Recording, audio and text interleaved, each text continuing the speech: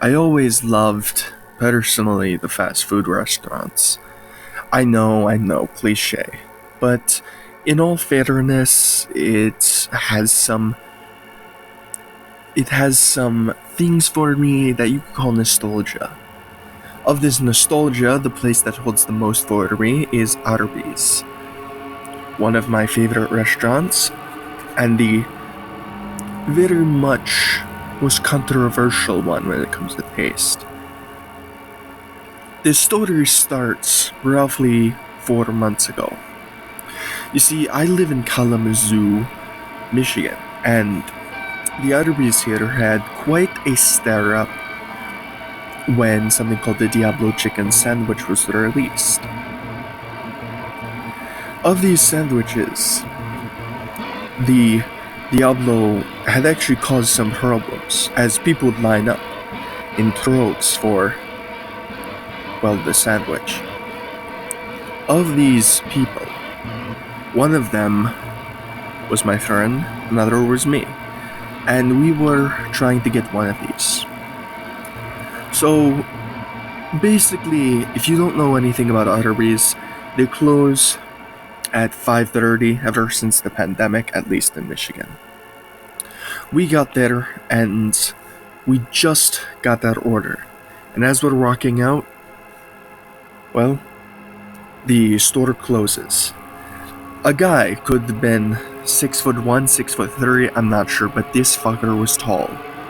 And he tried to open the door, and he was pissed that he couldn't get in.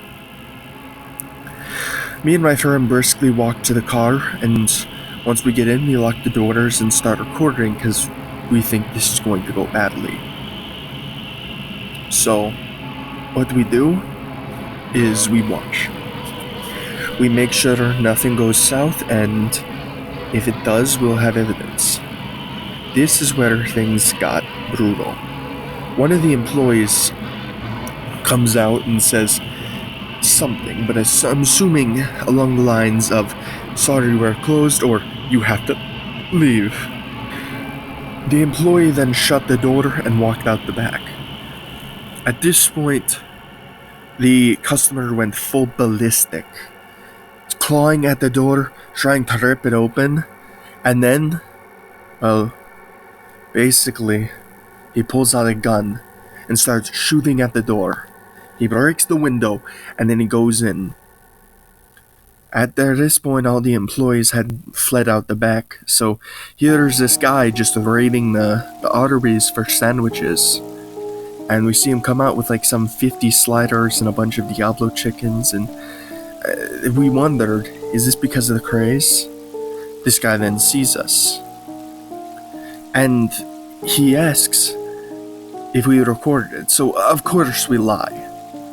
And he's like, "Oh, what do you got there?" And we said we had, well, our Diablo chickens. And he said, "Good choice." And then he walked off before making a finger gun at us. In all honesty, I have no idea why things went south so quickly, and honestly, I don't know what to do. It has honestly shaken my view on the public space. Story 2. Please note that this story is being written by a Texan who is well known for being an illegal immigrant, but not from Mexico for some reason. Anyways, they speak with a deep Texan accent. They asked me to read it this way. So, here you go. In late 2016, I came over in a plane from my trip to Germany. As seeing that I had lost my US citizenship 6 years prior, I had decided to come in illegally. I will not say my name, but I will say that I was exploited by an Arby's. Not in the sense that you think I was worked over hard, it was more an individual employee. But of that individual employee, they threatened many things. I'll just start from the beginning. In the very start, I had come in and I thought, well, I need a job of some sort. There was this Arby's on Weberville that I thought would be honestly a quite good gig, and it paid well. To be absolutely honest, I am very happy for my employment there. Secondly, well, this is where the things get weird. What ends up happening is I accidentally let slip that I no longer had US citizenship and was living there enchanté. And then this employee, who honestly I thought was one of my closest friends, decided to blackmail me. He said that if I didn't give him half my paycheck and later 2/3, that he would tell the police and I'd be deported back. I honestly didn't want to leave, as I felt that there was a lot of turmoil at this point in Europe. In all fairness, I am glad this passed over, and it honestly has passed over, although I worry it'll start up again.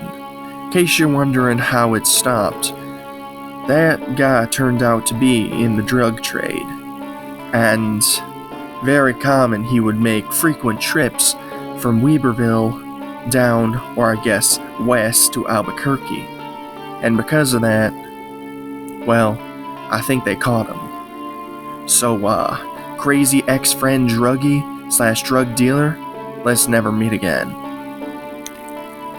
Story 3. I live in southern Angola. In all fairness, I haven't always lived here, but I have moved here recently. I recently got a job at Arby's in, well, southern Angola. And of this Arby's job, it does pay very well, and I have specifically been promoted multiple times within my 6 months of working here. However, it's not the good that I'm here to talk about. It is actually a specific incident that happened this past August. It started in the middle of a humid summer. I was very hot walking home at night when I came across this man in the road. He was very dark as a silhouette, but completely unmoving. It seemed almost as if he wasn't breathing at all. I don't know why I didn't turn back, but I just went forward. Eventually, I ended up seeing this man again.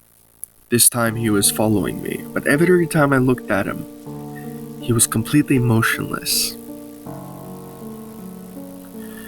I kept walking, and eventually I got to my home. So, for those of you who don't know what Angola is like in the cities, in homes that are massive blocks, apartment blocks, which have like 300 or 400 people. So I was on the second to top floor. So here I am, just getting in my home, when I hear someone walking up the stairs. I look through the peephole, and there he is again. This time I could see details though. He was rough, kinda like you think when you hear a stereotypical American biker.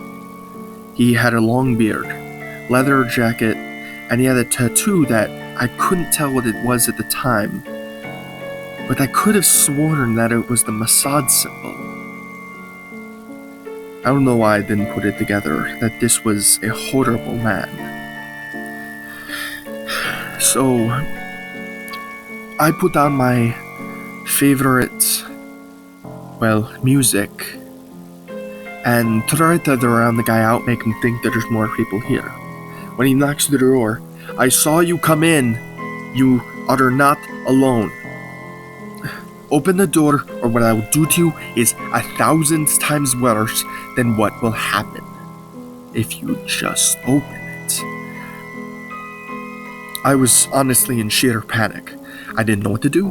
What the fuck am I supposed to do? I'm on a 37th floor building. I'm in the 36th floor. What am I supposed to do?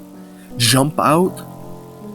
So I barricade the door. I move my couch and everything in front of it. And I look through the people and he's gone. It's at that moment that I hear a knock from my other side of the building. He's on the balcony. That implies that he did one of two things. Went to the top floor and dropped down within a minute, or climbed out around the side of my house and went there. I am absolutely appalled at this guy. He breaks in, literally slamming his head into the glass, shattering it with his bloody head, and everything just smelled. This guy must not have showered in weeks, and he must have been rolling around in his own crap. I don't know why I didn't run, but it was at that point that a bullet came through my front door, hitting the man. I didn't know who it was, but I unbarricade the door to run out, and I find my neighbor. And he saw the person dropping from above, and he had basically done everything he could to act. I thank my neighbor, otherwise I wouldn't be alive today. Now, you might be wondering why I mentioned the Arbys at first. Well, it turns out this guy had been stalking me at my job, and even blackmailing employees to tell them and get them to tell them of what I lived, where I lived, who I was, and even stuff like, well, what my hobbies were. The next day I quit, and I decided to get a different job, as clearly who I was working with couldn't be trusted. It's a damn shame. Story 4. Okay, so I'm going to keep this short and sweet. I work at an Arby's currently. I am debating on quitting. And don't roll your eyes and think this is some story that I'm doing to try and take down the man. No, quite the opposite. The irony is, I've worked here for 8 years. And of these 8, I've never seen anything like this. About 3 weeks ago, one of our customers died of a heart attack in the store. They were frequently sleeping in it, so we ended up finding out that they had died of a heart attack, but we thought they were just snoozing off. So it starts about the week after that, so 2 weeks ago. Minor things falling, and, well, glasses breaking, food being thrown on the floor, and even at one point, the boiler, meaning the grease fryer, overflowing. It honestly was hard to even look at. But next thing we know, I am on the night shift. So I'm basically scared shitless of what's going on. And it's not until about 30 in the morning when I gotta leave. About 30 minutes before that, 2:30 to be exact. It's happened. Everything just started rattling. And then the main door opened. And I saw it. No, it wasn't the man who died. But it was me. I saw myself. And then I heard the man who died. In his voice, he said, "Run. Run. Run now." So I did. The back door were locked. I'm not about to run forward, so I dove out the window. One of those shitty drive-through windows that always jam. Luckily it didn't this time. So, you might be asking, what the hell was that? Well, I believe it was my doppelganger. A doppelganger not meaning someone who looked at me, but the literal legend. of something that tries to kill and replace you. I don't know if I have much time left, but please, spread the word.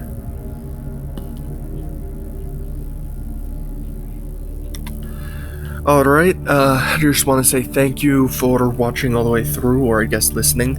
And that was for Arby's horror stories that are allegedly true. And I just want to say, sorry for the big wait. We were trying to get things, then life happened.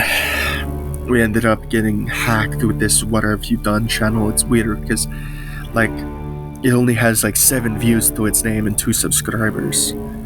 So it honestly feels like it would be.